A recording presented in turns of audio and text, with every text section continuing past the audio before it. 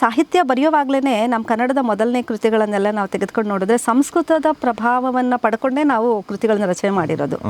ಆದರೆ ತಮಿಳಿನ ಕವಿಗಳು ಎಷ್ಟು ಮಟ್ಟಿಗೆ ಸಂಸ್ಕೃತವನ್ನು ಉದ್ದೇಶಪೂರ್ವಕವಾಗಿ ಬದಿಗಿಡ್ತಾರೆ ಅಂತಂದರೆ ಸಂಸ್ಕೃತ ಸಾಹಿತ್ಯದ ಕಥಾವಸ್ತುವನ್ನು ಕೂಡ ಅವ್ರು ತೆಗೆದುಕೊಳ್ಳೋಕೆ ರೆಡಿ ಇಲ್ಲ. ಕನ್ನಡದ ಕೃತಿಗಳಾಗ್ಬೋದು, ತೆಲುಗು ಭಾಷೆಯ ಕೃತಿಗಳಾಗ್ಬೋದು, ತಮಿಳು ಭಾಷೆಯ ಕೃತಿಗಳಾಗಲಿ ನಾವು ಹೆಚ್ಚು ಅಧ್ಯಯನ ಮಾಡೋದಕ್ಕೆ ನಮಗೆ ಅದಕ್ಕೊಂದು ದಾರಿಯನ್ನು ತೋರಿಸ್ಕೊಟ್ಟವರು. ಇಂಥ ಅತ್ಯುತ್ತಮವಾದ ಸಾಹಿತ್ಯ ಎಲ್ಲ ನಮ್ಮ ದ್ರಾವಿಡ ಭಾಷೆಗಳಲ್ಲಿ ಇದೆ ಅನ್ನೋದನ್ನು ತೋರಿಸ್ಕೊಟ್ಟಂಥವ್ರು ಬ್ರಿಟಿಷ್ನವರು. ತಮಿಳ್ ಅನ್ನುವಂಥ ಹೆಸರಿಡುವಂಥದ್ದು ನಮ್ಮ ಸಂಗಮ ಕಾಲದಲ್ಲೋ ಅಥವಾ 10-15 ಶತಮಾನದಲ್ಲೋ ಕಾಣಿಸೋದಿಲ್ಲ.